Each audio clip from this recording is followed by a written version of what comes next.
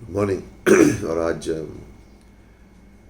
सुबह हम बात करने जा रहे हैं इस अनुग्रह के शीर्षक पर। दूसरे सैमुएल और उसके 23वें अध्याय में हम 600 लोग देखते हैं जो दाऊद के संग हैं, जो उसके शूरवीर सैनिक हैं। ये उसके पास आए थे पहले सैमुएल 22 में और गुफा में, और उस गुफा का नाम था एड्युलम। एड्युलम का नाम का मतलब है वो स्थान जहाँ पर परमेश्वर का आनंद है। डेविड का बाइबल स्कूल एक गुफा में हुआ जो परमेश्वर के आनंद का स्थान था। और ये वचन हमें दिखाना चाह रहे हैं कि परेशानियां हैं, कठिनाइयां हैं, तकलीफ़ें हैं, उतार चढ़ाव हैं,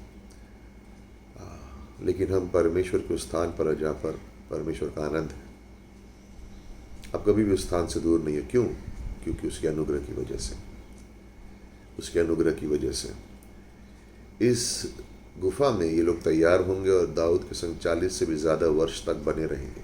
क्यों? उन्होंने परमेश्वर के अनुग्रह को उसके जीवन में देखा और उसके जीवन में दूसरों को उसने करुणा और अनुग्रह दिया, ये देखा, इसलिए उसके संग बने रहे। बुधवार को सभा में हमने कहा था एफिशियंस के 2 अध्याय में कि हम उसकी परमेश्वर जो करुणा में अमीर है, जिसका महान प्रेम है, जिसका अनुग्रह है, बहुतायत का अनुग्रह है। सोचिए ना, ये 3 गुण, सिर्फ ये 3 गुण, करुणा में अमीर, महान प्रेम और बहुतायत से अनुग्रह, ये तीनों चीज़ें परमेश्वर ने हमारी ओर दी हैं और ये तीनों चीज़ें दाऊद के जीवन में दिखती हैं। नाबाल को नहीं मारना, सौल को नहीं मारना, जहाँ पर जो उसका हक है उसको नहीं लेना, नहीं छीनना, जब परमेश्वर देगा तो देगा। ये सब चीज़ें उसके जीवन में देखते हैं और शायद ये पुरुषों ने उसको देखा और उसके संग उसके शूरवीर बन के रहे, उसके संग उसको छोड़ा नहीं।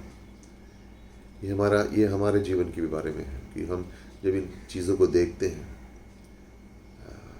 उसका अनुभव करते हैं, तो हम जानते हैं कि यीशु से महान कोई है ही नहीं।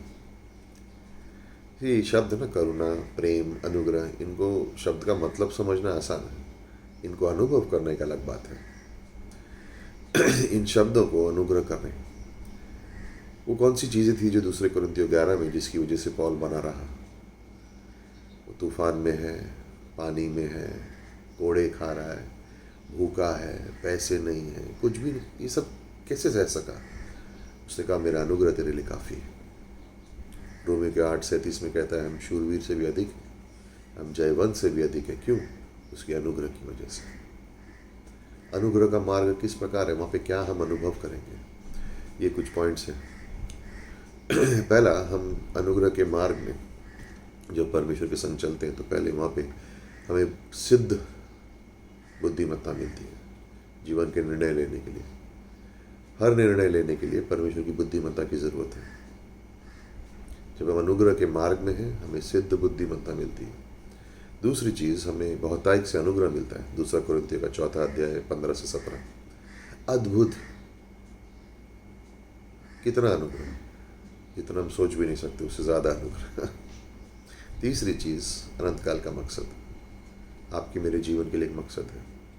जब परमेश्वर के उस महान अनुग्रह, महान प्रेम और महान करुणा को हम समझते हैं और उसका अनुभव करने लगते हैं, तो हम अपने मकसद को भी समझते हैं कि हमारे जीवन में एक मकसद है। हमने बुधवार को कहा था एफिशियंस 2:10 में, आप एक रचना हो परमेश्वर की, अद्भुत रचना, और आपके लिए मकसद है जो परमेश्वर ने आपके लिए तैयार किया है।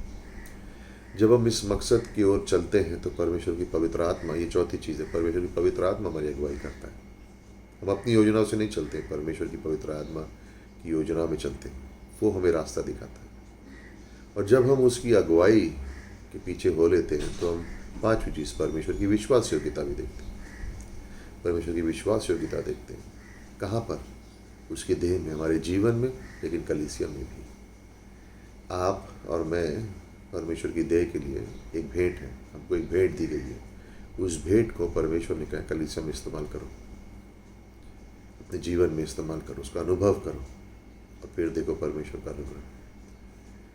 सो इन बातों को देखना। और आखिरी चीज़ है कि जब हम इन सब चीज़ों को जानते हैं तो एक ही चीज़ कर सकते हैं, सुसमाचार। सुसमाचार। यूहन्ना 5 में हम देखते हैं कि यीशु मसीह उस आदमी के पास है जो 38 वर्ष से बीमार पड़ा हुआ है, और उसको कहा क्या तू चंगा होना चाहता है, और वो बहाने बना रहा है।